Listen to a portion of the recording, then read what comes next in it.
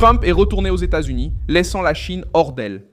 En ce vendredi, le 15 mai 2026, alors qu'une partie de la presse présentait la rencontre comme une discussion d'affaires, Trump a quitté la table avec une surprise bien plus grande. Pékin, sous pression pour s'éloigner de Téhéran, soutenir la réouverture du détroit d'Ormuz, promettre de ne pas envoyer d'équipements militaires au régime iranien. Et aussi augmenter les achats de pétrole américain, de gaz naturel liquéfié, de soja et de UX-100 avions Boeing américains. Ce revirement est brutal car la Chine était considérée comme le principal soutien économique de l'Iran, précisément au moment où Téhéran avait le plus besoin d'aide. Trump a placé la dépendance énergétique, commerciale et la stabilité maritime de la Chine au centre des négociations et a transformé Xi en un dirigeant obligé de choisir entre protéger l'Iran ou protéger l'économie chinoise elle-même. Je vais tout expliquer tout de suite. Mais maintenant, tu vas vouloir t'abonner à la chaîne pour rester bien informé. Des informations en temps réel avec une qualité journalistique inégalée selon le standard de crédibilité de Milson Alves. Trump a mis sur la table ce qui comptait vraiment: l'Iran, l'énergie, Hormuz, les sanctions, le pétrole et la puissance industrielle américaine.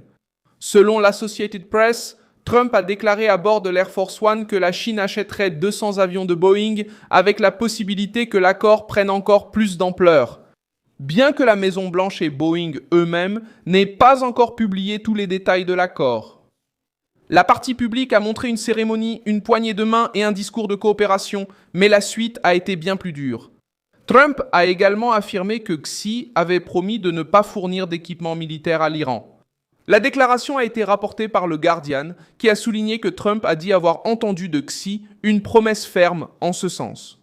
Même au milieu de rapports des services de renseignement américains concernant d'éventuelles discussions impliquant des fabricants chinois et Téhéran. C'est ce point qui transforme le voyage en un piège politique pour Pékin. La Chine ne devait pas seulement parler de commerce. Elle s'est retrouvée face à une question gênante. Restera-t-elle fidèle à l'Iran ou préservera-t-elle ses intérêts énergétiques et commerciaux avec les États-Unis? L'aspect commercial a renforcé la pression. Donald Trump a déclaré à bord de l'Air Force One que la Chine achèterait 200 avions avec la possibilité que la commande atteigne jusqu'à 750 appareils. L'Associated Press a rapporté que la Maison-Blanche n'a pas encore divulgué tous les détails de l'accord et que Boeing lui-même n'a pas encore commenté officiellement. Mais à noter qu'il s'agirait de la première grande vente de l'entreprise à la Chine en près d'une décennie. Cela devient immédiatement une munition politique. Emploi américain, industrie américaine et Pékin devant faire de la place à un symbole politique fort. Reuters a également rapporté que Trump a discuté avec Xi de la possibilité de suspendre les sanctions contre les entreprises chinoises qui achètent du pétrole iranien. Ce point montre l'aspect le plus froid de la négociation. Washington avait sanctionné des raffineries chinoises pour avoir acheté du pétrole à l'Iran, y compris Engli Petrochemical, l'une des plus grandes raffineries privées de Chine. Après la réunion, Trump a déclaré qu'il prendrait une décision dans les prochains jours, c'est-à-dire qu'il a apporté à Pékin une combinaison de pression et de récompense. Si la Chine aide à contrôler l'Iran, elle pourrait obtenir un allègement. Si elle insiste pour soutenir Téhéran, elle pourrait continuer à subir le poids des sanctions. La surprise de Trump a été d'utiliser la dépendance chinoise comme une arme de négociation. Pékin achète de l'énergie, a besoin de stabilité dans le Golfe et sait que toute crise prolongée à Hormuz pèse sur le fret, l'assurance maritime, les usines, le transport et l'inflation. La Chine doit calculer le coût réel de cette résistance. Trump a exploité précisément cette faiblesse. Il n'a pas seulement demandé l'aide de Xi. Il a fait comprendre à Xi que la crise iranienne a aussi un coût pour Pékin. Pendant que Trump rentrait aux États-Unis, la pression sur l'Iran augmentait sur un autre front. Le commandement central américain a déclaré que le Hamas, le Hezbollah et les Houthis avaient été coupés de l'approvisionnement et du soutien en armes iraniennes à cause de l'opération Epic Fury. L'amiral Brad Cooper a affirmé que l'Iran avait dépensé des milliards pendant des décennies pour armer des groupes alliés, mais que cette menace avait beaucoup diminué. Cela correspond à la manœuvre diplomatique à Pékin. Alors que la Chine subit des pressions d'en haut, les relais régionaux de Téhéran semblent fragilisés à la base. Le coût humain de cette crise a également fait la une des journaux. Les informations qui circulent font état de 14 militaires tués lors de l'opération Epic Fury, ainsi que de 2 soldats et d'un civil tués à Palmyre, en Syrie. Le gouvernement américain tente de présenter ce sacrifice comme faisant partie d'une opération plus vaste, visant à démanteler le réseau de soutien iranien, à réduire les attaques contre les forces américaines et à protéger ses alliés au Moyen-Orient. Le message de Washington est que la pression contre Téhéran ne s'est pas limitée au discours. Elle s'est traduite par une opération militaire, des sanctions et maintenant par un isolement diplomatique. Xi Jinping a tenté de placer Taïwan au centre de la conversation, comme il le fait toujours lorsqu'il veut coincer Washington sur le point le plus sensible pour Pékin.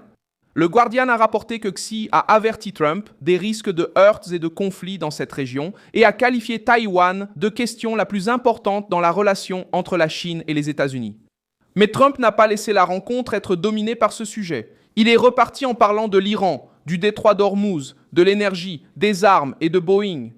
Pour Pékin, cela est irritant, car cela retire la Chine de la position confortable de demander des comptes aux États-Unis et la place dans la position de celui qui doit aussi fournir des explications.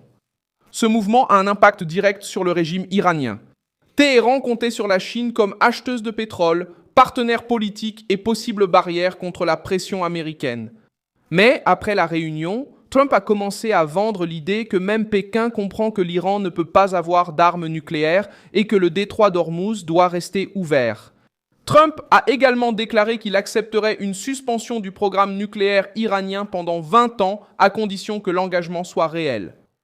La Chine s'est retrouvée dans une position inconfortable, car elle ne veut pas rompre avec l'Iran, mais elle ne veut pas non plus supporter seule le coût d'une crise énergétique mondiale. C'est ce tournant qui a laissé Pékin sans porte de sortie claire. Aux États-Unis, Trump revient avec un récit puissant pour sa base. Maintenant, la prochaine étape doit passer par 3 fronts. La Maison-Blanche peut décider d'alléger ou de maintenir les sanctions contre les entreprises chinoises liées au pétrole iranien. Xi peut essayer de se présenter comme médiateur pour ne pas donner l'impression d'avoir simplement cédé à Trump. Et l'Iran devra choisir entre maintenir la pression sur le détroit d'Ormuz ou accepter une négociation plus difficile sur la question. La différence, c'est qu'après la visite à Pékin, Téhéran ne regarde plus la Chine avec la même confiance qu'auparavant.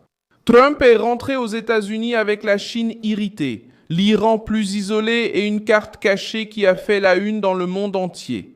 Je suis Milson Alves, global, internationaliste, et mon objectif est de vous tenir bien informé avec la vérité chaque jour. Les liens des actualités se trouvent dans la description de la vidéo. Laisse un like sur cette vidéo, abonne-toi à la chaîne et à la fin, jette un œil aux commentaires pour être encore plus engagé avec la communauté Milson Alves, global.